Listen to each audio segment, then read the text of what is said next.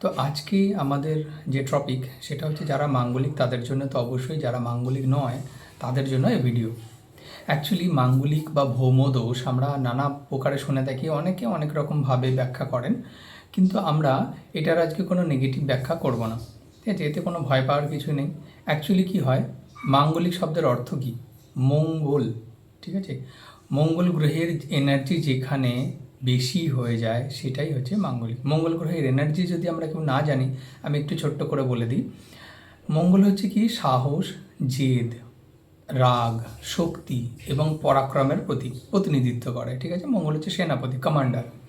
তবে এই মঙ্গলের এনার্জি বা শক্তি যদি কোনো শান্ত স্বভাব বিশিষ্ট ভাব, আমাদের 12টা ভাব আছে, এই ভাবের মধ্যে যে ভাব আমাদের সংসার, আমাদের মেনটেনেন্স এবং যেখানে আমাদের মানে অ্যাডজাস্টমেন্ট করতে হয়, ফ্যামিলিকে রিপ্রেজেন্ট করে যে ভাবগুলো, সেই ভাবে যদি মঙ্গলের অবস্থান থাকে, তখন কী হবে, মঙ্গলের তো এনার্জি রয়েছে, সেই এনার্জি কী করবে, ওখানটাতে গিয়ে এনার্জি ইউজ করবে। এবার এনার্জি কি, তার মধ্যে সাহস অত্যাধিক দেখাতে পারে, পরাক্রম দেখাতে পারে, অর্থাৎ কথা কাটাকাটি হতে পারে, মতবিরোধ হতে পারে, ইত্যাদি ইত্যাদি সমস্যা হতে পারে। ঠিক আছে, তো এই এমত অবস্থায় যদি কারো জন্ম থেকে প্রথম, চতুর্থ, সপ্তম, অষ্টম এবং দ্বাদশ, আমি আবার রিপিট করছি, প্রথম, চতুর্থ, সপ্তম, অষ্টম এবং দ্বাদশভাবে যদি কারো মঙ্গল অবস্থান করে, এটা লগ্নকুষ্ঠিতে এবং চন্দ্রকুষ্ঠিতে। ঠিক আছে, আরেকটা প্রসেস আছে, সেটা হচ্ছে শুক্র থেকেও বিচার করা হয় যদি সে ম্যারেজের জন্য দেখতে যায়। কিন্তু তো আজকে আমরা দেখবো ওভারঅলটা। তাই মঙ্গলের আমরা বুঝলাম কি, মঙ্গল হচ্ছে অগ্নিকারক গ্রহ, মঙ্গলের মধ্যে এনার্জি আছে। তো এনার্জি কোথায় কোথায় ব্যক্তি খরচা করবে, কোথায় কোথায় খরচা করবে না, সেটা অনুযায়ী আমাদের আজকে এই ভিডিওটা। তো ভিডিওটা ছোট্ট একটু বড় হবে, তো আপনার সঙ্গে থাকুন, অনেক কিছু জানতে পারবেন মাঙ্গলিক যোগ নিয়ে। আশা করি সব ভয় আজকে আমরা ক্লিয়ার করতে পারবো। মঙ্গল হচ্ছে প্রথমভাবে যখন অবস্থান করে, প্রথম ভাব হচ্ছে আমাদের শরীর, আমি নিজে, আমি লগ্ন, আমার মানে অর্থাৎ লগ্নপতি, আমি নিজে, আমার শরীর, আমার চরিত্র, আমার ক্যারেক্টার। ঠিক আছে, আমার মধ্যে যে পরাক্রম শক্তি, আমার মধ্যে প্রতিবাদ করার মানসিকতা, রিয়্যাক্ট করার মানে চিন্তাধারা, তো সেটা হচ্ছে মঙ্গল দ্বারা প্রভাবিত হয়ে যাবে। তখন ব্যক্তি কী হবে, যেহেতু মঙ্গল হচ্ছে সেনাপতির প্রতিনিধিত্ব করে, তো সে কথায় কথা কী করবে, রিয়্যাক্ট করবে। ঠিক আছে, তো যেখানে হয়তো সামান্য একটু অ্যাডজাস্টমেন্ট করলে মিটে যায়, সেখানে ব্যক্তি কী করবে, সাহস দেখাবে, আমি সব পারবো, আমার দ্বারা পসিবল, আমি সব করে ফেলতে পারবো। ঠিক আছে, এই যে আমার দ্বারা পসিবল এবং অন্যকে মানে অ্যাকচুয়ালি কমান্ডাররা কী করে, যে হ্যাঁ আমি আমার গায়ের জোরে সব করে ফেলতে পারবো। তো সেটা লগ্নের মধ্যে যখন আসে, তখন কী হয়, আশেপাশে যারা থাকেন তাদের সাথে অ্যাডজাস্টমেন্ট ইস্যু হয়। ঠিক আছে, সেটা এবার কী হয়, ম্যারেজ লাইফে প্রবলেম, ফ্যামিলি লাইফের প্রবলেম, বন্ধুদের মধ্যে প্রবলেম, এগুলো হতে থাকবে। এরপরে আসি চতুর্থ ভাব, আবার কেউ বলে দ্বিতীয় ভাবও প্রবলেম ক্রিয়েট করে, কিন্তু আমরা চতুর্থ ভাবটা দেখব। চতুর্থ ভাব হচ্ছে আমাদের গৃহসুখ, মানে পারিবারিক শান্তি। ওটা হচ্ছে মায়ের ঘর, মানে যেখান থেকে আমরা মায়ের বিচার করি।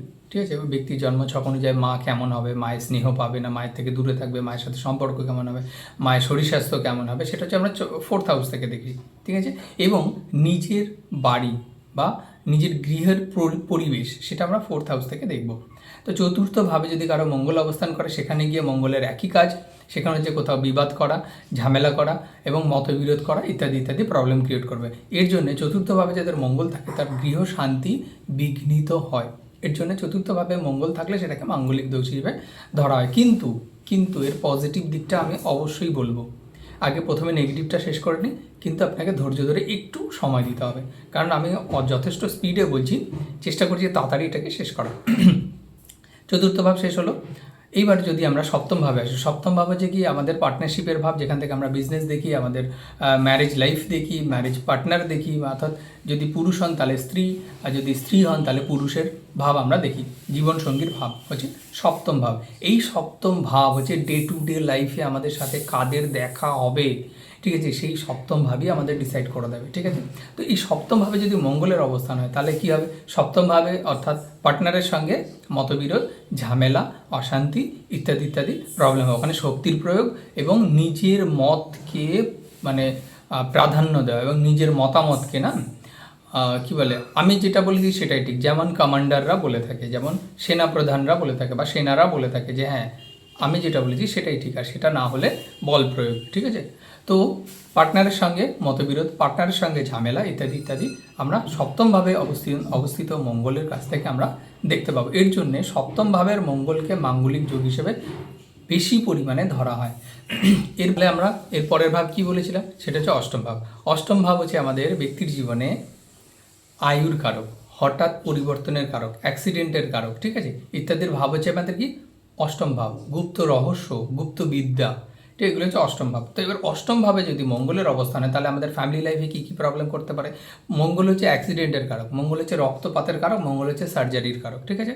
তো মঙ্গল যদি এখানে অবস্থান করে ব্যক্তির আয়ু নিয়ে সংশয় হয়। তো ফ্যামিলি লাইফে যে ব্যক্তির আয়ু নিয়ে সংশয় থাকে তো অবশ্যই সেখানে ব্যক্তি চিন্তাধারা করে। এর জন্য অষ্টম ভাবের মঙ্গলকে মাঙ্গলিক হিসেবে দেখা হয়। কিন্তু এরও পজিটিভ দিক আছে, আমরা পজিটিভ শেষে গিয়ে আলোচনা করব। এরপরে লাস্ট ভাব রয়েছে কি, লাস্ট ভাব হচ্ছে দ্বাদশ ভাব, ঠিক আছে। দ্বাদশ ভাব এবং একাদশ ভাবকেও মাঙ্গলিক যোগ হিসেবে ধরা হয় না, কিন্তু সেখানেও মঙ্গল এফেক্ট করে। একাদশ ভাব হচ্ছে সামাজিক স্থিতি, ঠিক আছে, ওই ব্যক্তি সমাজের সঙ্গে কিভাবে রিয়্যাক্ট করবে, ঠিক আছে। তো একাদশ ভাব নিয়ে আমাদের আলোচনা নয়, আমাদের হচ্ছে দ্বাদশ ভাব। দ্বাদশ ভাবে যদি মঙ্গলের অবস্থান করে, মঙ্গলের দৃষ্টি রয়েছে, মঙ্গলের দৃষ্টি সপ্তম ভাবে পড়ে, ঠিক আছে। তো এই মঙ্গলের দৃষ্টি যখন সপ্তম ভাবে পড়ছে তখন গিয়ে ওই ব্যক্তির মধ্যে ফ্যামিলি লাইফ নিয়ে প্রবলেম। দ্বাদশ ভাব হচ্ছে কি হানির ভাব, মানে খরচার ভাব, ঠিক আছে, ব্যয়ের ভাব, বিদেশের ভাব, ঠিক আছে, বাড়ি থেকে দূরত্বের ভাব, ঠিক আছে, এটা হচ্ছে দ্বাদশ ভাব। এই দ্বাদশ ভাব যদি থাকে ব্যক্তি জীবনে কলহ, ঠিক আছে, এই কলহ রিলেটেড প্রবলেম কিন্তু ব্যক্তি জীবনে বারংবার দেখতে পাওয়া যায়। এর জন্য মাঙ্গলিক যোগের মধ্যে দ্বাদশ ভাবকেও কাউন্টিং করা হয়েছে। মাঙ্গলিক যোগ আপনি কি করে বিচার করবেন, আপনার জন্মছকে সবার আগে আপনি চিন্তা করুন যে আপনার রাশি কোথায় আছে, রাশি অর্থাৎ চন্দ্রমা যেখানে অবস্থান করে। এই রাশি নিয়ে যদি আপনি ডেডিকেটেড কোনো ভিডিও চান তো অবশ্যই কমেন্টে আমাকে জানাবেন, তাহলে আমি কী করবো সেটা একটা সেপারেট ভিডিও এবং আরও স্পেশাল করে নিয়ে আসবো। এবার যদি লগ্ন কোথায় আপনি যদি সেটাও না জানেন, আমি ভিডিও পোস্ট করে দিয়েছি, আপনি কাইন্ডলি একটু দেখে নিতে পারেন, ঠিক আছে। খুব সহজ পদ্ধতিতে আমি লগ্ন বার করা শিখিয়ে দিয়েছি। তো তাহলে কী হলো, আপনি লগ্ন জেনে গেলেন এবং আপনি জেনে গেলেন হচ্ছে রাশি। তাহলে রাশি হচ্ছে চন্দ্রমা যেখানে অবস্থান করে, আর জন্মছকে যেখানে লেখা আছে বা অ্যাসেন্ডেন্ট লেখা আছে সেটাই হচ্ছে আপনার লগ্ন। তো লগ্ন থেকে আপনি এবার গুনবেন, লগ্নকে 1 নাম্বার ঘর ধরবেন, 1 2 3 4, অর্থাৎ প্রথম ভাব, চতুর্থ ভাব, সপ্তম ভাব অর্থাৎ 7 নাম্বার ঘর, ঠিক আছে, তারপরে 8 নাম্বার ঘর, এইভাবে আপনি চলে যাবেন দ্বাদশ নাম্বার ঘর, ঠিক আছে। এইভাবে আপনি যদি কাউন্টিং করেন তাহলে আপনি দেখতে পাবেন যে আপনার মঙ্গলের অবস্থান কোথায়, ঠিক আছে। এটা গেল হচ্ছে সাধারণ বেসিক গণনা, ঠিক আছে। এর উপরে যাব আমরা অ্যাডভান্স লেভেলে। অ্যাডভান্স লেভেলে যখনই আমরা গণনা করতে যাব তখন দেখব যে মঙ্গল কোন রাশিতে বসে আছে, মঙ্গলের উপরে কার দৃষ্টি পড়েছে। মঙ্গলের উপরে যদি কোনো পাপ গ্রহের দৃষ্টি পড়ে তাহলে মাঙ্গলিক যোগের প্রভাব বেড়ে যাবে। যদি দেখি যে কোনো আমাদের মানে নৈসর্গিক শুভ প্ল্যানেট, তার মধ্যে শুক্র রয়েছে এবং বৃহস্পতি তো হচ্ছে সর্বপ্রথম শুভ গ্রহ, মিত্র দৃষ্টি রয়েছে, মিত্রের রাশি রয়েছে। মিত্র রাশি কাকে বলে, মঙ্গলের আবার এই নৈসর্গিক জগতে একটা গ্রহের শত্রুও থাকে, মিত্রও থাকে, যেমন আমাদের ব্যক্তি জীবনে থাকে। তো তাহলে শত্রু গ্রহের যদি দৃষ্টি পড়ে মঙ্গলে, যেমন শত্রুর গ্রহ হচ্ছে কি রাহু রয়েছে, শনি রয়েছে, ঠিক আছে, বুধ রয়েছে, এরা হচ্ছে মঙ্গলের শত্রু গ্রহের মধ্যে পড়ে বেসিক্যালি, হ্যাঁ। তো এদের যদি দৃষ্টি পড়ে যায় তাহলে কিন্তু মাঙ্গলিক যোগ প্রবল হলো। এরপরে মঙ্গলের অবস্থান দেখতে হবে, মঙ্গল কোন ভাবে বসে আছে, অর্থাৎ কোন রাশিতে বসে আছে, সেখানে তার বল কেমন, বলাবল কেমন। আমরা শর্ট বল জানি, একটা গ্রহের 6 ধরনের বলাবল হিসেব করা হয়, ঠিক আছে। দেখা গেলো মঙ্গল এমন একটা অবস্থানে বসে আছে সেখানে মঙ্গল নিচস্থ অবস্থায় বসে আছে, শত্রু ক্ষেত্রে বসে আছে এবং লগ্নপতি সাপেক্ষে উনি শত্রু, তাহলে কিন্তু মাঙ্গলিক যোগ মারাত্মক হবে। এবার মারাত্মক মাঙ্গলিক যোগে কি কি হতে পারে, মাঙ্গলিক যোগে মারাত্মক ক্ষতি কি কি হতে পারে, সেটা হচ্ছে যে ব্যক্তির বিবাহিত জীবনকে প্রচুর পরিমাণে ডিস্টার্ব করে, ঠিক আছে। কারণ কিন্তু মঙ্গলের যে কারকতা আমি প্রথমেই বলেছি, কি রাগ, জেদ, সাহস, অত্যাধিক মানে স্ট্রেট কাট কথা বলা, ঠিক আছে, অ্যাডজাস্টমেন্টে না হওয়া, ঠিক আছে, মানে না আসা অ্যাডজাস্টমেন্ট, যে কোনো জিনিস তাহলে ছোটোতেই মিটে যাওয়ার কথা কিন্তু সেখানে না, সেখানে গিয়ে উনি বল প্রয়োগ করবে, অপ্রয়োজনীয় কারণে নিজের বল প্রয়োগ করবে। দেখা গেলো পাড়াতে কোথাও ঝামেলা হচ্ছে, উনি কি করবে, যেখানে হয়তো একটুখানি কথা বলে সলিউশন করার কথা সেখানে উনি মারপিট করবে, অর্থাৎ অপ্রয়োজনীয় বল প্রয়োগ। এই ধরনের প্রবলেম মাঙ্গলিক ব্যক্তি জীবনে অবশ্যই দেখতে পাওয়া যায়। তাদের রাগ জেদ কন্ট্রোলে থাকে না, তারা হাজারবার ভাবেন যে আমি ঝামেলায় যাব না, ঠিক আছে।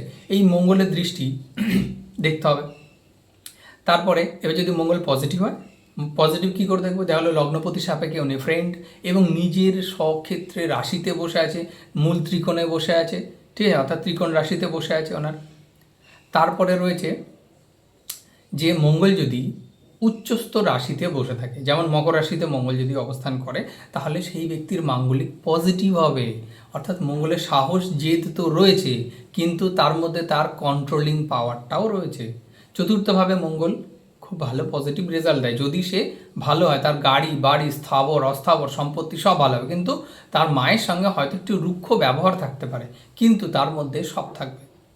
যদি মঙ্গল লগ্নে অবস্থান করে, ব্যক্তির মধ্যে নিরোগ, ঠিক আছে, রোগ না হওয়ার প্রবণতা মারাত্মক, তার মধ্যে ইমিউনিটি পাওয়ার খুব ভালো, তারপরে তার মধ্যে কি সাহস রয়েছে প্রচণ্ড পরিমাণে, সে রাত হোক দিন হোক যে কোনো বিষয় হোক ভীষণ উদ্যমী হন, ঠিক আছে। তো উদ্যমী কে হতে চান না? কার স্থাবর অস্থাবর সম্পত্তি চাই না, ঠিক আছে। মঙ্গল যদি সপ্তমভাবে পজিটিভ অবস্থায় থাকে, উচ্চস্থ অবস্থায় থাকে, তাহলে ওই ব্যক্তি মঙ্গল রিলেটেড ইন্ডাস্ট্রিতে ভীষণ পরিমাণে সুনাম অর্জন করেন, ঠিক আছে। পার্টনারের সাথেও ভালো ব্যবহার থাকে ওনার, ঠিক আছে। এবার যদি লগ্নপতির সাথে মঙ্গল শত্রু অবস্থায় থাকে, তাহলে কিন্তু নেগেটিভ হবে, ঠিক আছে। এই পজিটিভিটি আমরা আশা করবো না। তারপরে আমরা দৃষ্টি অ্যাসপেক্ট দেখবো, নক্ষত্রের অবস্থান দেখবো, তারপরে আমরা ফাইনাল রেজাল্টে যাব। তাহলে মাঙ্গলিক যোগ মানে সে কিন্তু খারাপ নয়, ঠিক আছে। মাঙ্গলিক যোগ মানেই যে সে একেবারে খুবই খারাপ, তার বিবাহিত জীবন খারাপ হয়ে যাবে, তার আয়ু নষ্ট হয়ে যাবে, তার অ্যাক্সিডেন্ট হবে, এই ইত্যাদি ইত্যাদি, এগুলো নয়। সবার আগে সার্বিক বিশ্লেষণ প্রয়োজন, ঠিক আছে। আপনাদের যদি কারো এই বিষয়ে কোনো মতামতের প্রয়োজন হয়, অবশ্যই আমাকে কমেন্ট করবেন। আমার ফেসবুক আইডি আমি দিয়ে দিচ্ছি, সেখানে আপনি যোগাযোগ করতে পারেন।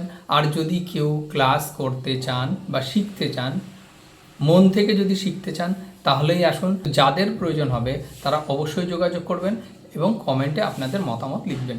যদি কোনো বক্তব্য হয়তো আমার মিস আউট হয়ে যায়, আপনাদের গুরুত্বপূর্ণ মতামত থেকেও আমার কিছু শেখার ইচ্ছা রয়েছে। তো আমরা এতক্ষণে আলোচনা করলাম মাঙ্গলিক যোগ সম্পর্কে।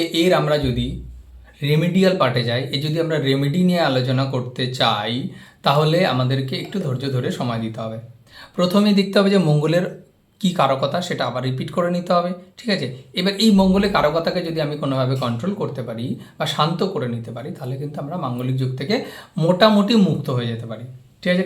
কেউ যদি ফ্যামিলি লাইফ নিয়ে ডিস্টার্ব থাকে, যে হ্যাঁ আমার বিয়ে নিয়ে প্রবলেম, বিয়ে নিয়ে চিন্তা, যে ব্যক্তি মাঙ্গলিক আছে বা ছেলে বা মেয়ে মাঙ্গলিক আছে, তো তার জন্য বিয়ের প্রবলেম আসছে, তারও রেমেডি করা যেতে পারে, ঠিক আছে। তো যাই হোক, মাঙ্গলিক যদি অবস্থান থাকে, তাহলে ব্যক্তির বিয়ে হতে দেরি হয়, বিবাহিত জীবন প্রবলেম হয়, ডিভোর্সের যোগ থাকে, ইত্যাদি হয়।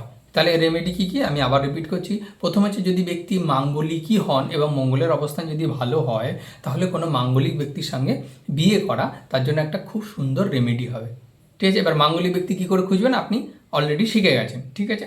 তো এরপরে রইল কি, এবার নিজের ভেতরে অভ্যন্তরীণ স্থিতিকে তো পরিবর্তন করতে হবে না। গ্রহরা কিভাবে কাজ করে সেটা আপনি আজকে বুঝতে পারবেন। গ্রহরা হয় কি, আপনাকে সেই এনার্জি দিচ্ছে, এবার আপনি এনার্জিটা নিজের কর্মের মাধ্যমে যদি ব্যালেন্স করতে পারেন, তাহলে কিন্তু আপনার এটা রেমেডির মতো কাজ করবে। তাহলে আপনাকে কীভাবে ব্যালেন্স করতে হবে, যেটা আপনার যদি রাগ, তো রাগকে কন্ট্রোল করার জন্য আপনাকে মেডিটেশন করতে হবে, ঠিক আছে। রাগ হয় এমন পজিশন থেকে আপনাকে যে কোনোভাবে ওয়ার্কআউট করে নিয়ে ওখান থেকে তুলে চলে আসতে হবে, ঠিক আছে। ওখানে থাকা যাবে না, কিন্তু যে কোনো ধরনের ঝামেলা অশান্তি থেকে নিজেকে দূরে রাখতে হবে, ঠিক আছে। যে কোনো ব্যক্তির সাথে মতবিরোধ করা চলবে না, কারণ এই পৃথিবীতে অনেক ধরনের মানুষ থাকে, অনেক ধরনের মন আছে, তাদের চিন্তাধারা আলাদা আছে এবং তারা তাদের জায়গায় ঠিক হতেই পারে। কারণ যদি পৃথিবীতে একই রকম মেন্টালিটি চলতো, তাহলে এই পৃথিবীটা এত সুন্দর হতো না। এটা আপনাকে ডিপলিভাবে বিশ্বাস করতে হবে।